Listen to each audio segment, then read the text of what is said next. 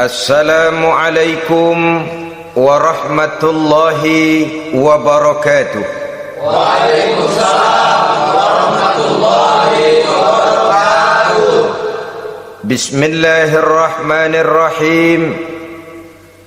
Alhamdulillahi rabbil alamin. Wal aqibatu lil muttaqin. Wala udwana illa 'alal zalimin. والصلاة والسلام على أشرف الأنبياء والمرسلين سيدنا ومولانا محمد وعلى آله وأصحابه المجاهدين الطاهرين أما بعد. Saudara-saudara kaum muslimin rahimakumullah, salah satu kelebihan makhluk bernama manusia, yaitu bahwa Allah subhanahu wa ta'ala menghiasi hidup manusia ini dengan syahwat, atau yang lazimnya kita sebut sebagai hawa nafsu. Inilah tenaga yang merupakan daya dorong yang melahirkan dinamika dalam kehidupan manusia, yang menyebabkan terus-menerus terjadinya perkembangan dalam sejarah peradaban dan kehidupan manusia.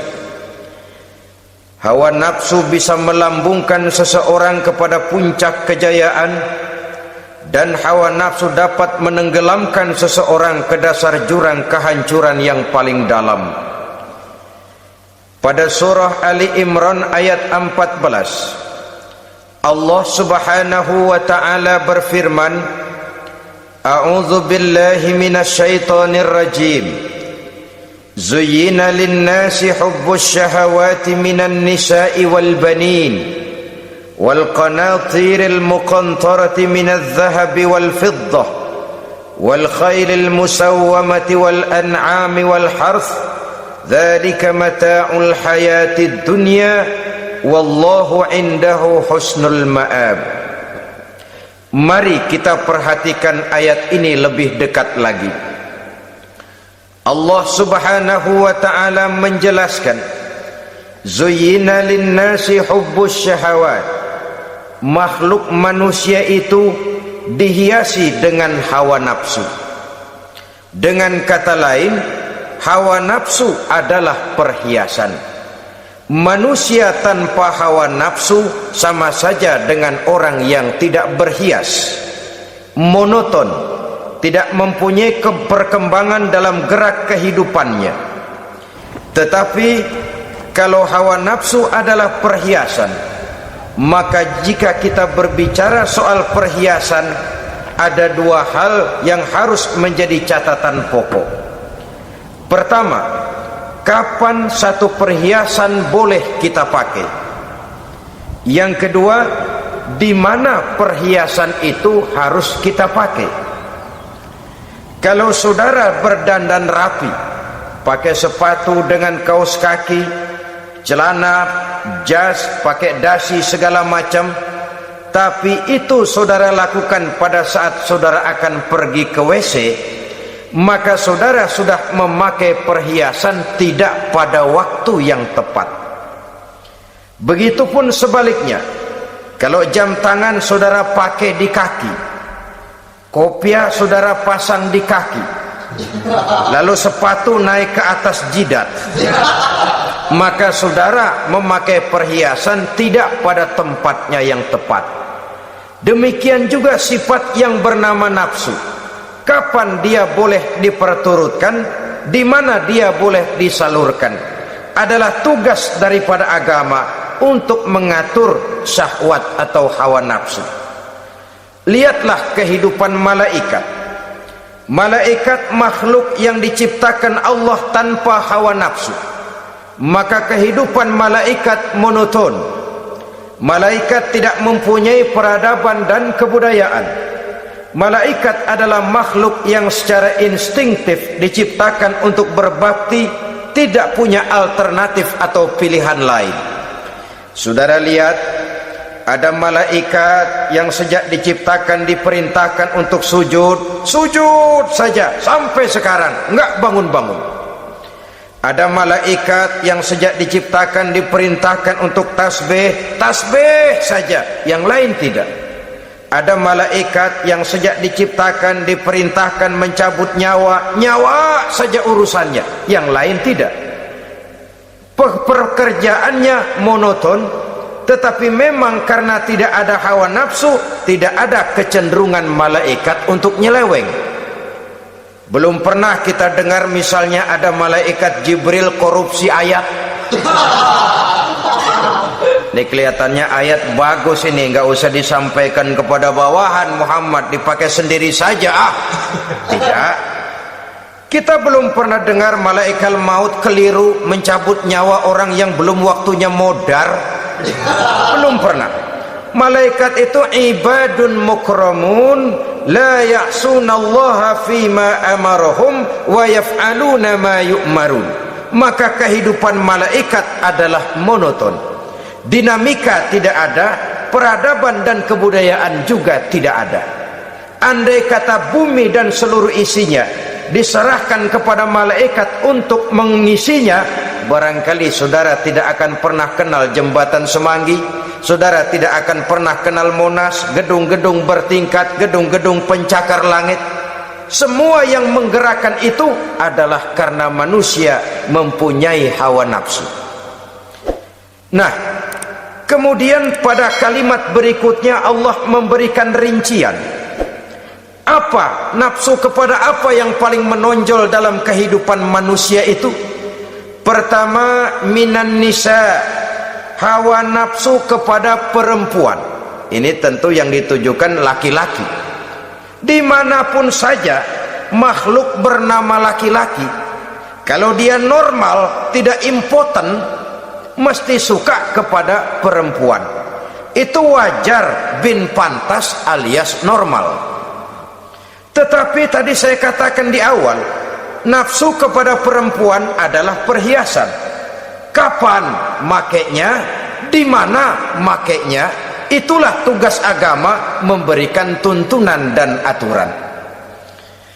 Saudara-saudara kaum muslimin rahimakumullah, nafsu kepada wanita dapat mengantarkan seseorang kepada puncak kejayaan, tapi nafsu kepada wanita bisa menenggelamkan seseorang ke jurang kehancuran. Bergantung kepada latar belakang apa yang mendorong timbulnya syahwat tadi. Dengan kata lain, motivasi syahwat tadi digerakkan oleh iman dan ketakwaan, atau semata-mata karena memang syahwat yang merupakan kendaraan iblis. Penyelewengan pertama yang terjadi dalam sejarah kehidupan manusia adalah penyelewengan yang dilakukan oleh Nabi Adam alaihi salam pada saat ia memetik buah khuldi. Kenapa itu dilakukan oleh Nabi Adam? Karena terdorong oleh rasa sayang dan cinta kepada istrinya Hawa.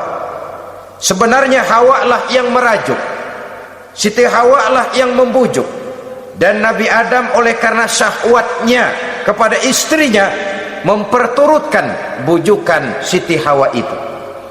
Peristiwa Nabi Adam ribuan tahun yang lalu akan terus relevan sampai ke zaman kita sekarang ini. Berapa banyak orang-orang yang karena terlalu ingin menyenangkan istrinya, lalu tidak segan-segan melakukan perbuatan-perbuatan yang menyimpang, baik itu merugikan orang lain, merugikan masyarakat, bahkan merugikan bangsa dan negaranya. Seorang pedagang tidak akan segan-segan menipu. Sebaliknya pun begitu. Tidak jarang wanita di dalam kelemahannya bisa menenggelamkan dunia. Seorang suami yang jujur, polos, lugu, sederhana bisa jadi koruptor ulung karena didorong-dorong oleh istrinya. Istrinya barangkali bisa saja dibakar-bakar oleh tetangganya. Suaminya jujur, sederhana, kepala bagian, tempatnya basah tapi melarat. Istri rupanya tidak sabar melihat gaya hidup yang makin konsumtif, persaingan yang makin tajam. Suaminya dikipas-kipasin. Kata istrinya, bang, tetangga sebelah kita lakinya pegawai kecil bang, tapi gelangnya kayak pelek beca. Abang ini kepala bagian tidak bisa membelikan saya macam itu, percuma lah. Kata suaminya, ya bagaimana bu, gaji saya cuma segitu-gitunya. Ya namanya kepala bagian, apaan, kayak sabet dulu. Kalau sudah berpikir ke arah ini, artinya sudah ngipasi suaminya untuk melakukan tindakan yang tidak wajar. Saudara-saudara kaum muslimin rahimakumullah, sejak zaman klasik sampai kepada zaman kita sekarang ini, kita melihat kecenderungan syahwat kepada wanita ini. Julius Caesar yang katanya gagah perkasa ternyata tunduk di bawah kaki Cleopatra. Napoleon Bonaparte, the Lion of Europe, singa daratan Eropa, luas kekuasaannya, gagah perkasa tentaranya, kepada siapa dia tunduk? Ke bawah kakinya Margaret Josephine. Demikianlah di zaman kita sekarang, kita melihat di Jepang betapa Perdana Menteri Uno didesak mengundurkan diri dari jabatan Perdana Menterinya oleh karena terlibat skandal dengan geisha. Kita juga melihat di Amerika betapa Senator Gary Hart dari Partai Demokrat yang masih muda, jenius, diharapkan masa depan Amerika lahir dari tangannya, terpaksa mengundurkan diri dari calon presiden oleh karena terlibat skandal dengan Donna Rice.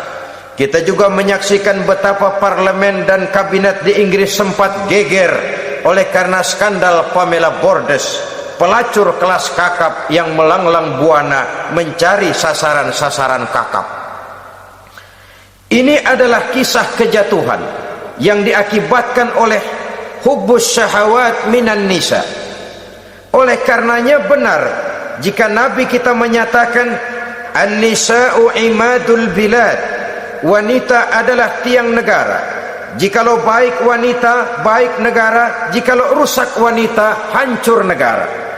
Kalau syahwat kepada wanita cuma semata-mata karena syahwat, maka seorang laki-laki akan memandang wanita cuma sekedar alat pemuas hawa nafsu. Nilainya rendah. Sedangkan agama kita mengajarkan ma akraman nisaa illa karimun wa ma ahanan nisaa illa laimun, kata Nabi. Tidak akan menghormati kaum wanita kecuali orang-orang yang terhormat, dan tidak akan merendahkan derajat kaum wanita kecuali memang orang-orang yang rendah moralnya. Dengan kata lain, apabila syahwat minan nisa ini dilandasi dengan semangat iman dan ketakwaan, maka kehidupan Rasulullah sallallahu alaihi wasallam sungguh menjadi figur dan contoh dalam kehidupan kita. Perkawinannya bukan karena wajah yang cantik semata-mata, tapi lebih merupakan nilai ibadah kepada Allah Subhanahu wa taala. Dengan demikian, kecenderungan kepada hubbus syahawat minan nisa dikontrol oleh nilai iman. Barometernya, tolok ukurnya adalah iman. Di zaman sekarang banyak kasus kawin campur yang pada akhirnya akan membingungkan kita sendiri. Padahal Al-Quran secara jelas dan tegas memberikan bimbingan. Orang itu kalau sudah, kata Imam Syafi'i, wa ainur ridha an kulli aibin kalilatun kama anna aina suhti tubdil masawiya. Mata kalau dibalut cinta dia buta terhadap nista, tapi mata kalau dibalut benci hanya melihat yang keji-keji saja. Biasanya cinta kepada wanita memang bisa menimbulkan dorongan yang positif, tapi juga bisa membuat seseorang buta sama sekali. Dorongan yang positif paling kurang dari segi penampilan. Coba lihat lelaki kalau lagi demen perempuan, lenjeh banget kan. Sisiran rambutnya rapi, teriskaan bajunya lancip, sepatunya mengkilat, kantong celananya tebel, perkara anduk isinya bukan soal. Yang penting kan gaya. Lalu dinamis, kreativitasnya ada saja timbul.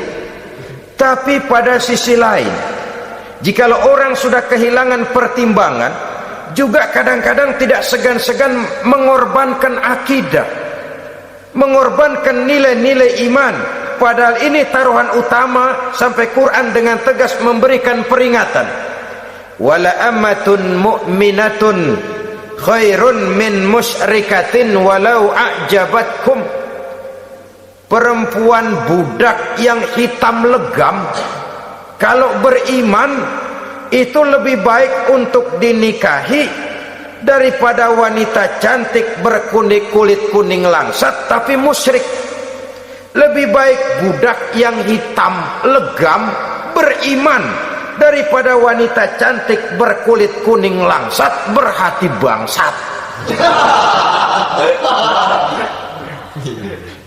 Tapi kita kadang kehilangan pertimbangan karena agama, karena cinta agama digadaikan, karena cinta akidah terjual, karena cinta keyakinan jadi korban. Ini semua penyakit yang datang dari hubbus syahawat minan nisa, kecenderungan mengumbar nafsu kepada perempuan. Ini memang perhiasan, tapi bisa juga jadi bumerang dalam kehidupan manusia. Berapa banyak penyelewengan terjadi karena pengaruh wanita yang tidak bisa jadi bisa.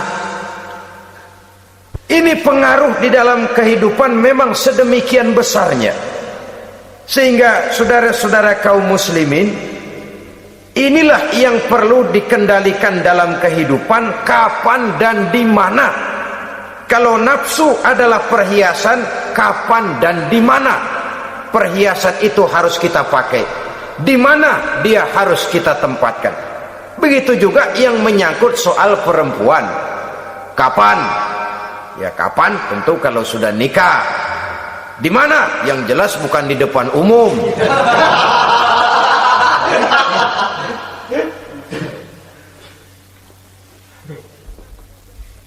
Ini nafsu yang pertama, minan nisa. Yang kedua, wal banin. Dihiasi juga manusia dengan kecintaan kepada banin. Makna banin di sini al aulad, anak-anak laki. Kenapa disebut banin, anak-anak laki? Karena pertama, sering anak laki itu lebih jadi kebanggaan buat orang tuanya ketimbang anak perempuan. Sebabnya apa? Pertama, faktor nasab, silsilah lebih kuat kepada laki-laki ketimbang perempuan. Yang kedua, faktor cita-cita. Orang tua kalau punya anak laki-laki, cita-citanya panjang. Nak, kau nanti jadi dokter ya, nak jadi insinyur ya, nak jadi pilot ya, nak jadi pengusaha ya, nak jadi presiden ya.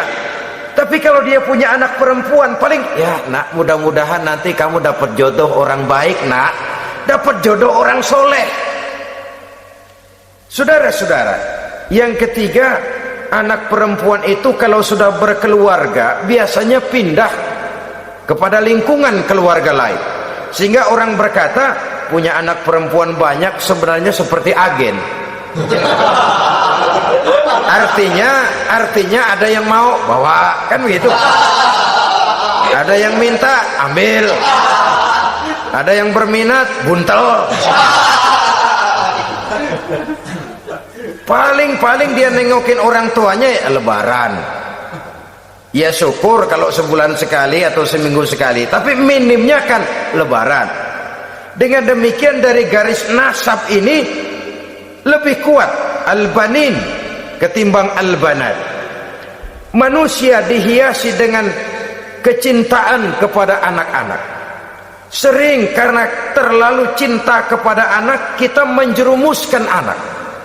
Terlalu sayang kepada anak, segala maunya kita perturutkan tanpa kendali dan kendala.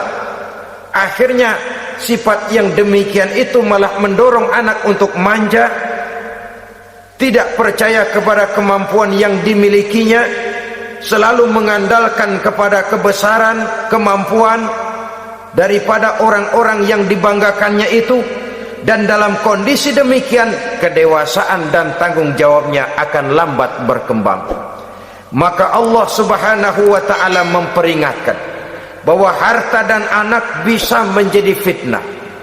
Dalam ayat lain Allah juga memperingatkan, ya ayyuhalladzina amanu la tulhikum amwalukum wa auladukum an dzikrillah. Wahai orang-orang yang beriman, jangan sampai hartamu dan anak-anakmu memalingkan kamu daripada mengingat Allah. Jangan sampai kesibukanmu kepada anak dan harta benda menyebabkan kamu sampai lupa mengingat Allah Subhanahu wa ta'ala.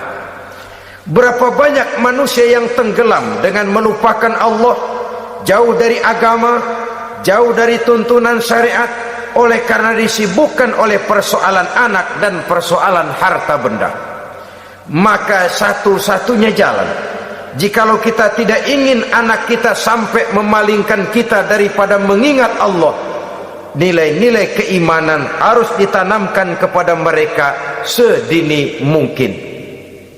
Dengan bekal ini, maka mereka, anak-anak kita, insya Allah tidak akan membuat kita orang-orang tua ini berpaling daripada mengingat Allah, berpaling daripada kehidupan beragama.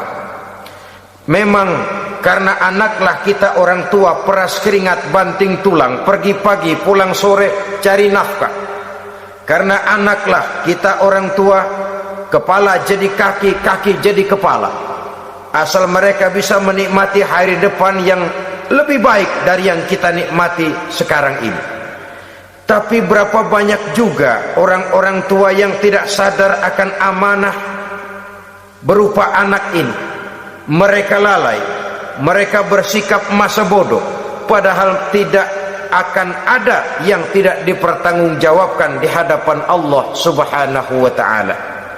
Orang tua bisa mendapat pensiunan pahala kalau anaknya tumbuh menjadi anak yang soleh.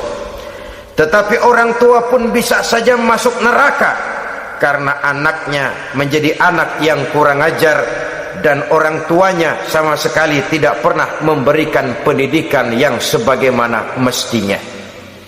Saudara-saudara kaum muslimin rahimakumullah, kita tentu berharap memperoleh pensiunan pahala dan bukan mendapat tambahan dosa dari kekurang ajaran anak-anak kita akibat kita sebagai orang tuanya tidak pernah mau mendidik mereka. Dalam hadis ada diriwayatkan, ada anak kurang ajar, sembahyang tidak, puasa ibadah tidak, kenal Allah tidak, beriman pun tidak, dosa kelewat banyak, kejahatan berkarat. Di akhirat nanti disidang dia, ditanya, kamu kenal siapa Tuhanmu? Tidak. Kamu tahu siapa nabimu? Tidak. Kitab sucimu apa? Tidak tahu. Kiblatmu di mana? Tidak ada. Kamu sholat? Tidak pernah. Kamu puasa? Tidak pernah. Wah, kalau begitu kamu rusak sekali, kamu neraka. Anak ini mengajukan protes. Saya menuntut keadilan. Benar saya tidak kenal siapa Tuhan saya. Saya tidak tahu apa kitab suci saya. Saya tidak pernah mendirikan sholat, tidak pernah melaksanakan puasa. Pendeknya tidak ibadah dan tidak iman. Tapi semua itu terjadi, sebab-sebabnya tidak lain karena orang tua saya tidak pernah mendidik dan mengajarkan saya. Orang tua saya tidak pernah mengarahkan saya ke jalan itu. Sampailah saya seperti keadaan yang sekarang ini. Orang tua saya enak-enakan ngaji, saya teler diantepin aja. Orang tua saya memegang kitab, saya megang botol. Dia tahu, dia diam saja. Dia tahu dan dia tidak memberikan peringatan. karena orang tua saya lah maka saya jadi seperti sekarang ini. Kalau saya harus masuk ke dalam neraka, saya menuntut keadilan agar orang tua saya juga ikut bersama saya gabung ke dalam neraka. Orang tuanya yang baik-baik dipanggil, sudah mau berangkat ke surga nih orang tua, dipanggil, "Ntar dulu mas, ini dulu." "Mau kemana? Gancang banget." "Surga pak." "Nanti dulu, urusan belum beres." "Ini benar anakmu ini?" Dilihat anaknya, iya anak saya ini. "Waktu di dunia nggak pernah diajarin ngaji?" "Nggak pernah." "Sampai dia nggak kenal Tuhannya, nggak kenal nabinya, nggak kenal kiblatnya, nggak kenal kitabnya?" "Iya." "Dia sembahyang, kamu dia nggak sholat, kamu diemin aja?" "Iya kali." "Kenapa pakai kali? Yang benar ngomong mas." "Ramadan dia nggak puasa, kamu nggak tegur, kamu diam saja." "Iya." "Wah, kamu nggak tanggung jawab. Kamu tahu anak itu adalah amanah.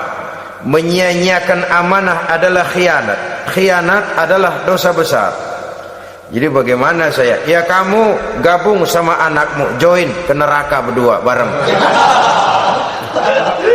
Lantaran kamu tidak mau mendidik mereka, anak-anakmu, maka jadilah anak-anakmu seperti sekarang ini.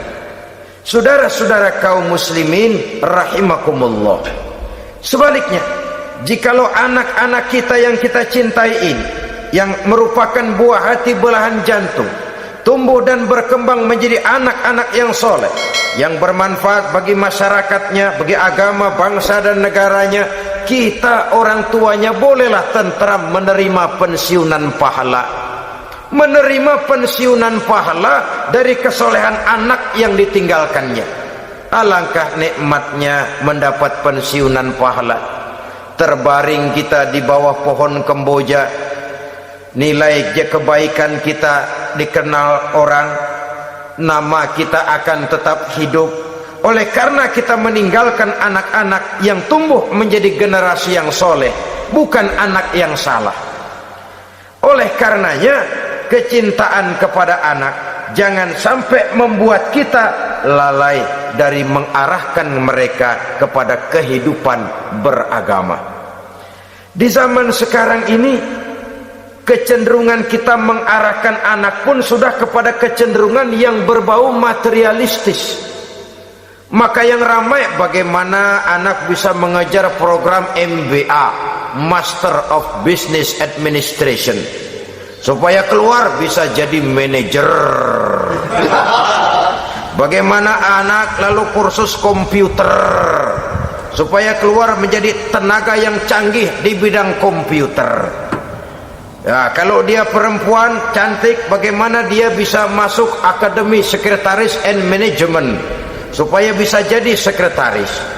Atau bagaimana dia bisa masuk sekolah nyanyi, supaya nanti jadi penyanyi dengan tarik suara, uang lalu mengalir ke dalam kocek jutaan nilainya. Maka yang ramai pun hal-hal yang semacam itu. Dalam pada itu, pengajian, kursus-kursus keagamaan, studi-studi klub yang membicarakan masalah-masalah agama, ramainya kadang-kadang kalau bulan Ramadan, dianggap training center. Ya lumayan, daripada tidak sama sekali mah lumayan. Tapi dengan demikian ini kan merupakan bagian terpokok dari kehidupan manusia. Alangkah idealnya jika dia mengantongi gelar MBA, Master of Business Administration, tapi punya nilai iman yang tangguh, ahli komputer tapi punya keyakinan beragama yang mantap. Dan ini harus ditanamkan lebih dahulu sebelum dia menguasai disiplin ilmu yang lainnya. Saudara-saudara kaum muslimin rahimakumullah, kecintaan kepada anak-anak sering mendorong seseorang untuk menimbulkan sifat nepotisme. Segalanya serba garis keturunan. Sejak ia jalur birokrasi sampai ke dalam kehidupan sehari-hari, nepotisme ini bisa terlihat. orang kehilangan kondisi objektivitasnya, mampu atau tidak soal lain, bidangnya atau tidak bukan soal, yang penting masih ada hubungan keturunan, maka timbullah tumpang tindih untuk sesuatu pekerjaan yang tidak sesuai dengan kemampuan dan keahliannya. Di desa-desa kita melihat masjid, ketua masjid bapaknya, bendahara anaknya, sekretaris mantunya, Bilal besannya, kol beduk engkongnya. Pokoknya asal masih ada garis keturunan masuk, tidak minggir. Ini pada akhirnya kurang menciptakan pemerataan kesempatan. Iyalah kalau profesinya, tapi kan jarang yang demikian itu. Kita boleh cinta kepada anak-anak kita, tapi jangan lalu mempergunakan posisi yang kebetulan kita gunakan untuk menempatkan anak-anak kita lebih dari kemampuan yang mereka miliki. Nepotisme yang lahir, sehingga ini bukan saja tidak mendidik, tapi mengakibatkan terjadinya tumpang tindih. Tidak lagi berprinsip the right man on the right job, bahwa orang harus ditempatkan sesuai dengan keahliannya, tapi kita sudah berpikir subjektif, ahli atau tidak ahli, asal masih berbau keturunan, ayo silakan. Nepotisme yang akan lahir. Oleh karenanya, mencintai anak adalah sesuatu yang merupakan perhiasan di dalam kehidupan. Wajar, tetapi harus kita menempatkannya sesuai dengan semestinya. Ini yang kedua. Yang ketiga, nafsu yang menghiasi hidup manusia itu adalah nafsu kepada wal qanatiril muqantarati minadz zahabi wal fiddah. Al-qantarah ay al-malul kathir, kecintaan, kesenangan, nafsu kepada harta benda yang banyak daripada emas dan perak. Ini tentu sesuai dengan situasi dan kondisi. Kecintaan untuk mengumpulkan harta benda yang sebanyak-banyaknya, baik itu berupa emas, baik itu berupa perak. Ini cuma penyebutan beberapa jenis dari kecenderungan manusia kepada harta benda. Bukankah sering dikatakan orang bahwa manusia di dalam berhadapan dengan harta itu seperti meminum air laut, makin diminum makin kering tenggorokan, makin haus kita dibuatnya. Apabila watak ini kita perturutkan, maka manusia tidak akan pernah kenal puas, tidak akan pernah kenal cukup. Nabi kita memberikan peringatan, "Lau anna libni Adam wadiyani min zahabin labtagha lahuma thalisan wa la yamla'u jawfa ibni Adam illa turab." Andai kata manusia mempunyai dua buah ladang yang seluruhnya berisi emas, akan puaskah manusia? Tidak, mereka akan cari ladang emas yang ketiga. Wala yamla'u jawfa ibni Adam illa turab. Sungguh mulut manusia ini tidak akan pernah penuh terisi kecuali kalau sudah disumpal dengan tanah. Artinya kalau sudah dia dipendam di liang lahat baru cukup.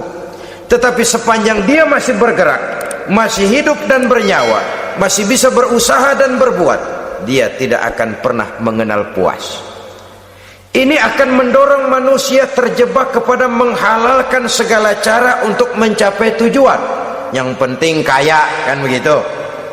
Dan cepat. Sebab sekarang orang sering motong kompas. Yang penting kan cepat kaya. Soal cara, kalau jujur aja mah, sampai kapan mau kaya? Perkara itu renten, bukan soal. Perkara itu judi, tidak jadi masalah. Perkara itu korupsi, menyangkut hak orang banyak, bukan soal. Yang penting cepat kaya. Dan anehnya lagi, tidak malu menumpuk kekayaan dengan cara yang tidak wajar. Ya kan orang hidup bermasyarakat tuh bisa dianalisa tuh. Emang usahanya apa sih? Gajinya sebulan berapa sih? Kok bisa gitu-gitu bener sih? Dari mana sih? Secara langsung orang tidak berani bertanya, tapi dari mulut ke mulut akhirnya tersebar jadi rahasia umum. Si Ano kan punya Ano, dia Anonya seano.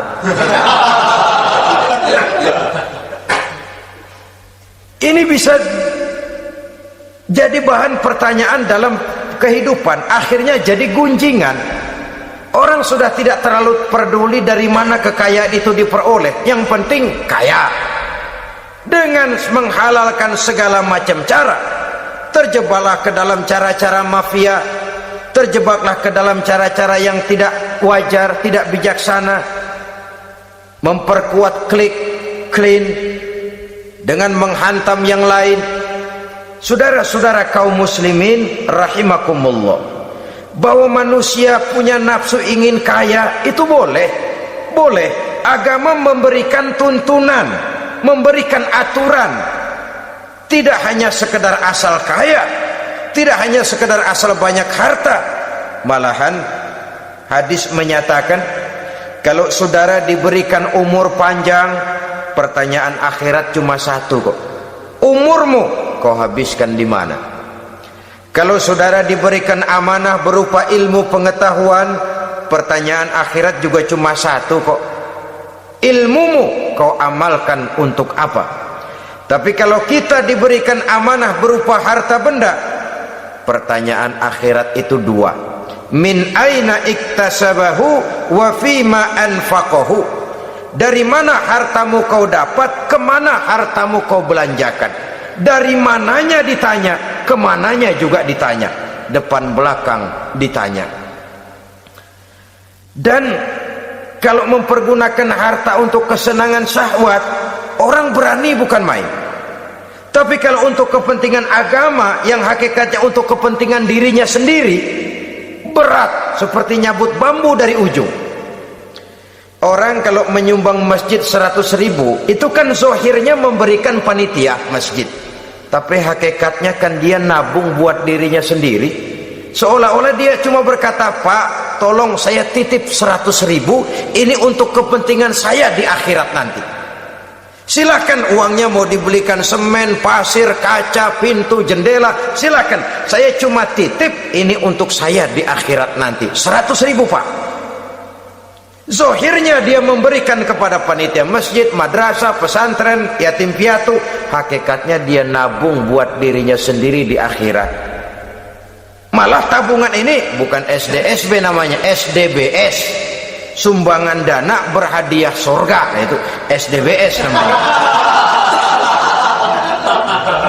Sekarang orang mengejar SDSB, lalu berat mengejar SDBS, sumbangan dana yang berhadiah surga langsung dari Allah Subhanahu wa ta'ala.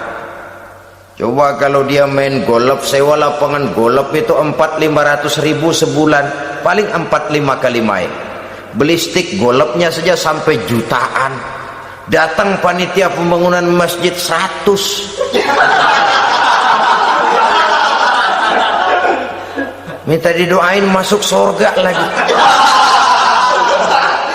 Surga 100.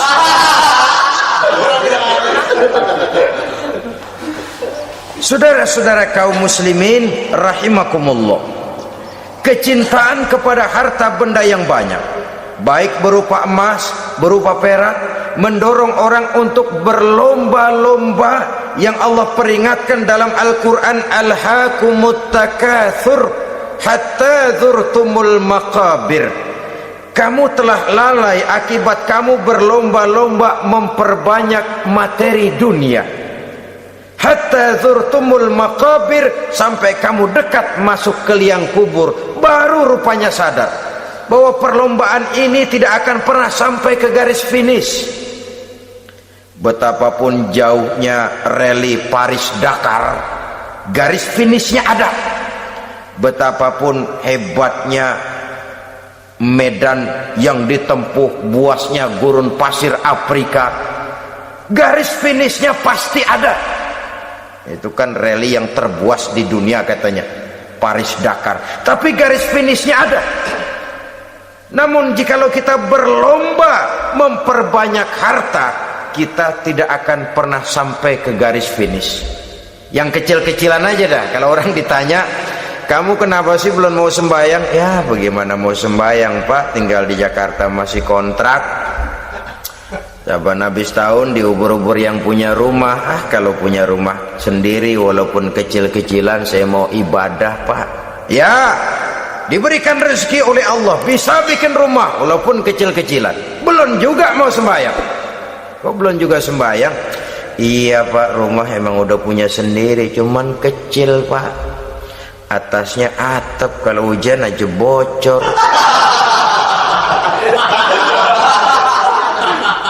Kalau bisa bikin rumah yang permanen Pak, tenang, saya ibadah, sembahyang saya rajin.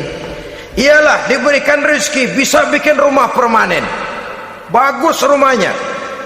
Lain lagi, iya, rumah sudah permanen, tembok, ubin, cuman isinya belum ada Pak, perabotannya. Duh. Kalau punya peralatan rumah tangga yang memadai, tenang, saya ibadah. Diberikan juga rezeki bisa beli perabotan rumah tangga yang lumayan. Di atas tekelnya sudah pakai karpet, mebelnya spaghetti, tempat tidurnya alga spring bed dan low pillow, ada kulkas, ada TV, di sebelah TV ada kunci mobil, kuncinya mobilnya.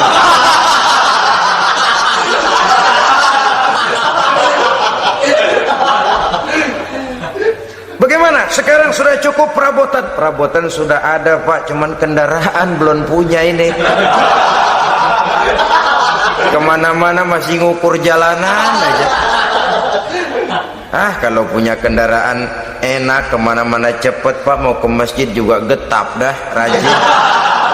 Diberikan rezeki bisa beli kendaraan. Lain lagi nanti, sudah punya sepeda pengen punya motor kepengen punya mobil kepengen punya pesawat terbang pengen punya kapal induk. Sudah punya kebun pengen beli sawah, sudah punya sawah pengen punya gunung, sudah punya gunung laut diborong. Perlombaan materi tidak akan pernah membawa kita ke garis finish, karena sifatnya sangat abstrak, bahkan akan mendorong kita seperti gurita, cenderung kepada penyakit tamak bin rakus alias serakah. Dengan demikian saudara-saudara, bahwa kecintaan kepada harta merupakan nafsu, dan nafsu itu adalah perhiasan. Dia bisa menjadi daya dorong positif. Kalau dalam upaya memperoleh harta itu kita tidak akan keluar dari tujuan keridhaan Allah. Saya cari nafkah tapi yang Allah ridho. Saya ingin kaya tapi dengan cara yang Allah ridho. Ini kunci yang akan menyelamatkan kita manusia dari perangkap menghalalkan segala cara. Ini yang ketiga. Yang keempat, dihiasi manusia itu dengan nafsu kepada wal khailil musawwamah, kuda yang bagus, kendaraan yang bagus, kuda yang terpelihara. Al musawwamah ada yang mentafsirkan ar-ra'iyah. Ar-ra'iyah itu yang digembalai, binatang ternak, kuda yang digembalai atau kuda yang diikat. Artinya kalau dulu kan yang namanya tuan-tuan tanah itu baru dibilang bejeger kalau kemana-mana naik kuda. Jet set zaman dulu itu udah kelompok jet set, itu kendaraan. Kalau sekarang baby band dah, dulu mah kuda band.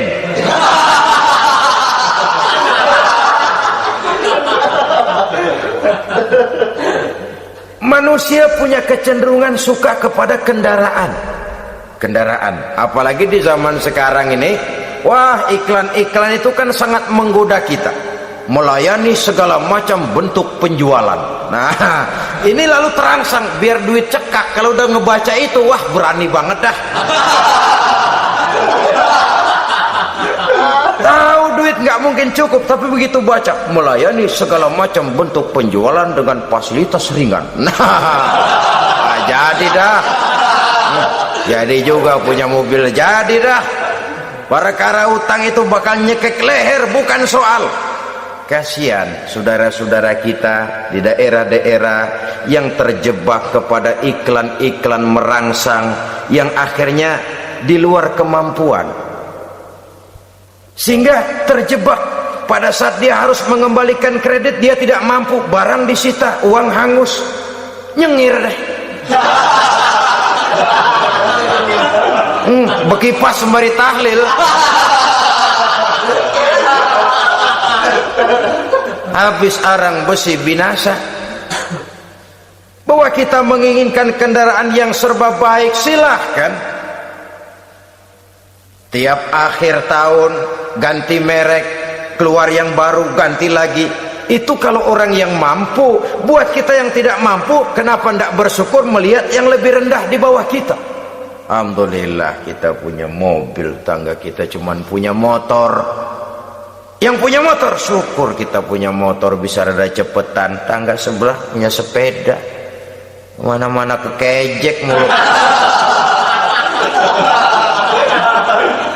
Yang punya sepeda, alhamdulillah punya sepeda. Tangga sebelah kemana-mana jalan kaki. Yang jalan kaki, syukur masih bisa jalan. Temen sebelah lumpuh bertahun-tahun gak. Yang lumpuh, alhamdulillah masih hidup. Tangga sebelah kemarin out, nggak balik lagi. Saudara-saudara, saya pikir menengok ke atas itu perlu supaya ada rangsangan kita untuk maju. Tapi menengok ke bawah pun juga lebih perlu agar kita mensyukuri yang ada dan tidak suudzon, tidak buruk sangka kepada Allah. Apa yang diberikan Allah kepada kita sekarang ini, itulah yang terbaik menurut Allah untuk kita.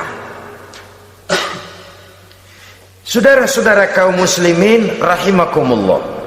Dahulu ada seorang pemuda, matanya buta.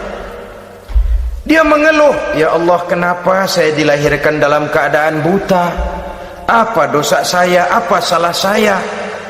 Andai kata saya tidak buta, saya melihat keindahan alam ini, saya lebih akan bersyukur kepadamu ya Allah.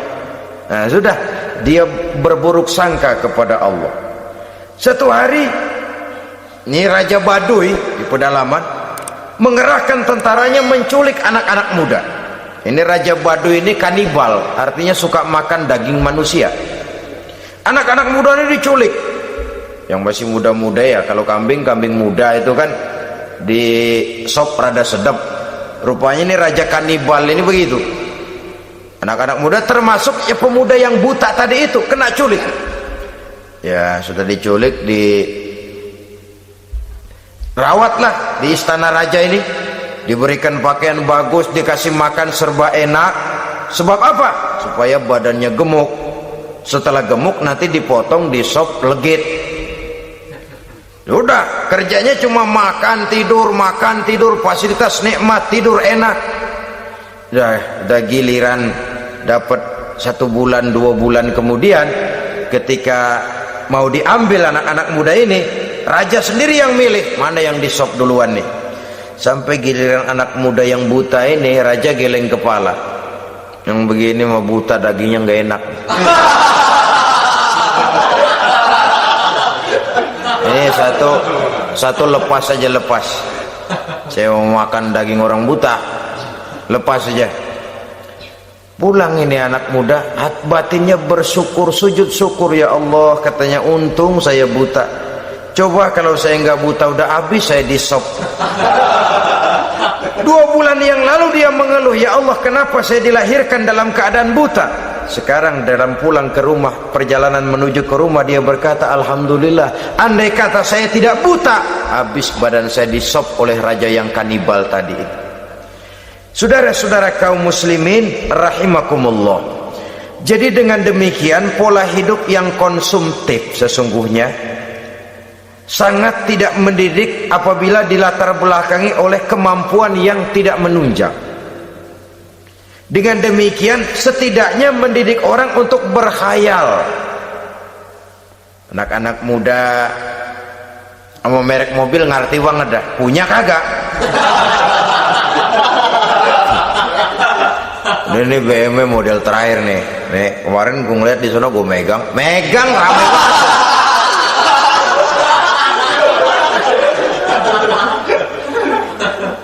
Tulul amal ini kalau tidak diimbangi dengan saluran yang positif, dia akan terjebak kepada penyakit tulul amal, panjang angan-angan.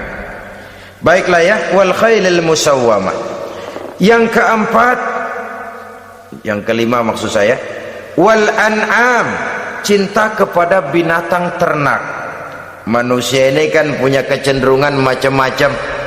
Setelah rumahnya bagus, hartanya banyak, kendaraannya cukup, ingin beternak. Jadilah peternak. Ini kecenderungan manusia, wajar saja sepanjang didapat dan dilakukan dengan cara-cara yang wajar.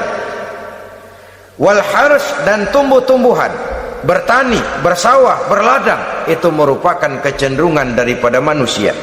Keseluruhan itu kata Allah, kecintaan kepada wanita, kepada anak, kepada harta benda, kepada kendaraan, kepada binatang ternak, kepada tumbuh-tumbuhan, zalika, semua itu mata'ul hayatid dunya, merupakan kesenangan hidup dunia. Berapa lama kesenangan hidup dunia? Sebentar, seumur manusia. Seumur manusia. Bahkan kadang-kadang pada saat dia masih hidup pun orang tidak sepenuhnya sempat menikmati kesenangan hidup dunia. Apabila ajal datang, selesailah kehidupan dunia sampai di situ. Orang-orang kafir, buat mereka surganya di dunia ini.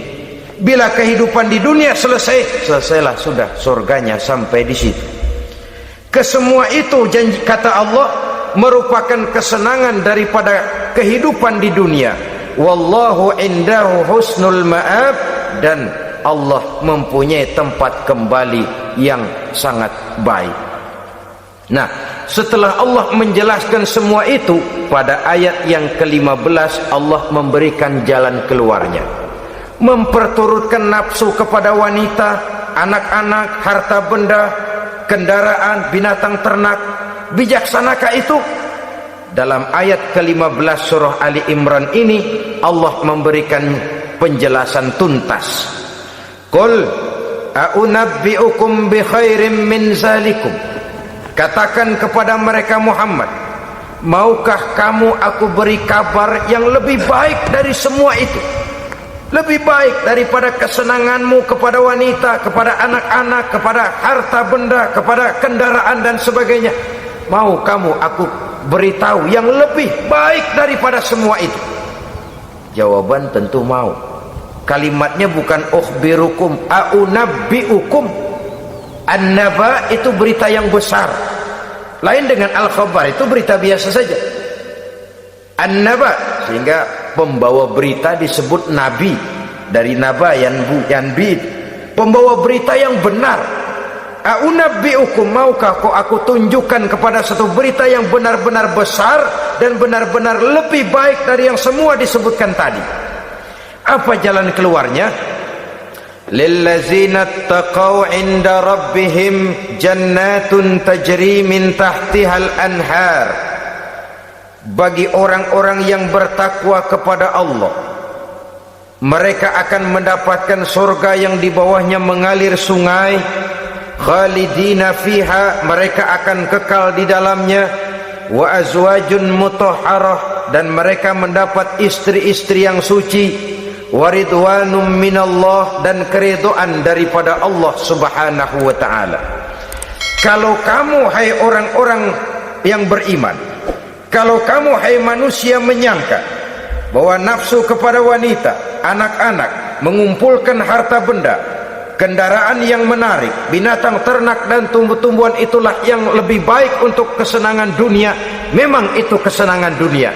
Tapi nih, seolah-olah kata Allah, nih saya kasih tahu kamu, aku beritahu yang lebih baik dari semua itu. Apa?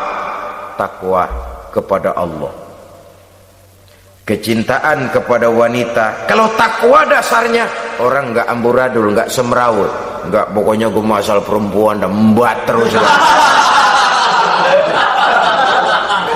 Tapi punya kaidah, punya norma. Demikian juga kepada anak-anaknya, demikian juga kepada harta benda. Pokoknya asal harta, mau halal mau haram, tekuk terus dah. Semuanya dilandasi oleh taqau, lillazina taqau, oleh ketakwaan kepada Allah. Nah, ketakwaan ini akan menghasilkan apa?